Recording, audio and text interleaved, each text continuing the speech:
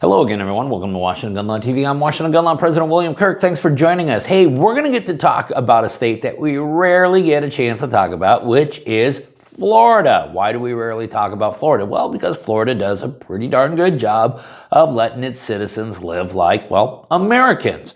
Well, it appears that there's at least one representative down there in the state of Florida that thinks, well, a little bit more freedom and liberty might do Florida some good, and has proposed a House bill that candidly would completely and radically rewrite Florida gun laws by essentially removing a lot of Florida gun laws. We're going to spend some time and geek out about it because it's nice to see a state that's going the opposite direction of what most states we talk about here. So today, let's spend a few minutes and let's talk about Florida, a state taking a wrecking ball to its gun laws.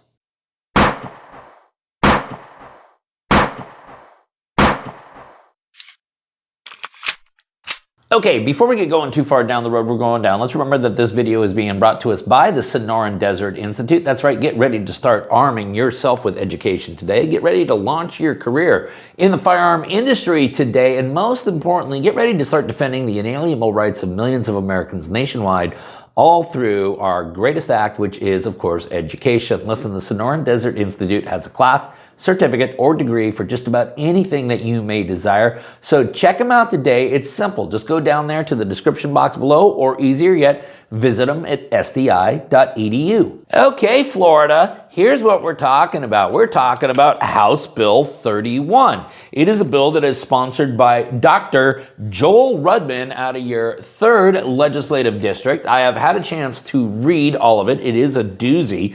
But I will tell you that what you see most frequently throughout this bill is what's called strike-throughs, which is essentially laws being repealed. And that's where this is a very radical rewrite of Florida gun laws. Not by creating new gun laws, but by stripping the state down to some really essential gun laws. I'm going to go through this real rapid fashion. We're going to link the bill up down below so that you guys can geek out on it for yourself. Maybe you got a couple of lawyers out there in Florida that got a YouTube channel that might do something on this. I don't know. I don't care. But let's talk about House Bill 31. Okay, the first thing, as we know, is Florida, you got some really weird carry laws. You got concealed carry, you got open carry, sort of, you got constitutional carry, but maybe you do, maybe you don't. I mean, it is a discombobulated mess. And while I think your heart has always been in the right place, your legislative language has never quite gotten there.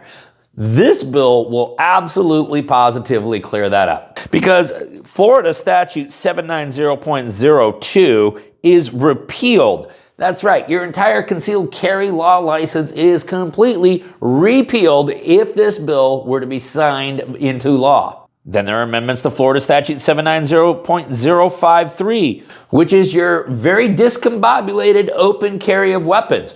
The new statute, if this becomes law, will be very simple. It will read as follows. Except as otherwise provided by law, it is lawful for any person to openly carry on or about his or her person any otherwise legal firearm or electric weapon or device.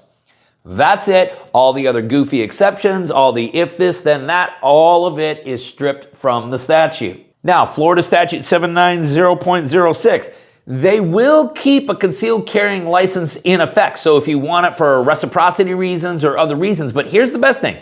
Anytime that statute mentioned any fee, so any fee that you ever had to pay for licensing, for background checks, for administrative costs, whatever, every single one of those fees now is stripped from the law, which means this is a process that theoretically is a zero-cost process now for Florida residents if this bill becomes law. Also, in Section 6 of the bill, there are certain places, such as courthouses and legislative places and things like that, where the carrying of firearms is not permitted. This bill would actually allow judges, legislators, and certain administrators to designate certain people who would be permitted to carry on that property. In addition, subsection 13 of that statute, which forbids possession of firearms and carrying of firearms on college campuses, would be stricken from that statute.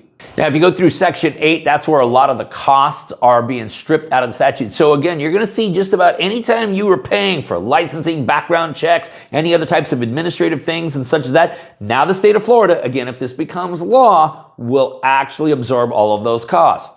Section 9, Firearms on school grounds, but the firearms that are on school grounds only because they're in a car while the car is on school ground. Once again, Florida, you had this completely discombobulated, doesn't make a lot of sense, if this, then that kind of law. This bill completely cleans it up. If enacted into law, the law would read, exceptions. 3. In a vehicle pursuant to section 790.25, subsection 4. So that's it. If you are otherwise lawfully carrying a firearm in your automobile and you are there on school grounds for lawful reasons, then that firearm is lawfully there.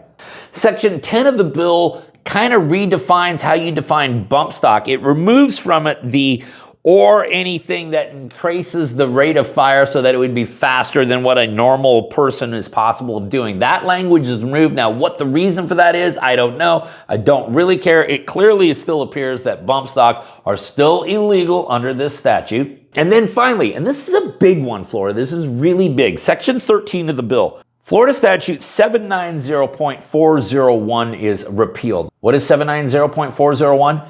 That is your red flag laws, or as you call them, risk protection orders. The entire statutory scheme, which created red flag hearings, red flag orders in the state of Florida, would be repealed if this bill were to become law. And then finally, if you go through the last few pages of the bill, you'll see there's a lot of statutes where you can be disqualified from this or precluded from doing this based upon certain convictions. And since some of this activity now is being taken from the criminal statute, which means it is no longer illegal, it is no longer a disqualifying event as well. And so the legislature is going to have to clean up all of those statutes as well. Now listen, it's a hefty bill. It's 64 pages long, okay? But we're going to link it all up down below so that you guys can geek out on it. Obviously, we're going to keep very close tabs on it to see what may happen. Once again, it is House Bill 31. It is being sponsored by Dr. Joel Rudman of Florida's 3rd Legislative District. If you got any other questions about this or anything else related to what's left of your Second Amendment rights, you guys should know how to get a hold of Washington gun law by now. But if you don't, that's okay. That information is down there in the description box. If you got an idea for a video we should be doing around here, cool. Tell us all about it by clicking on that link right there. If you want to subscribe to our monthly newsletter, the ability to do all of that is right down there in the description box. And then finally, and most importantly, let's remember that part of being a lawful and responsible gun owner, like we talk about all the time here, is to know what the law is in every situation, how it applies to you in any instance that you may find yourself. Until next time, thanks for watching and stay safe.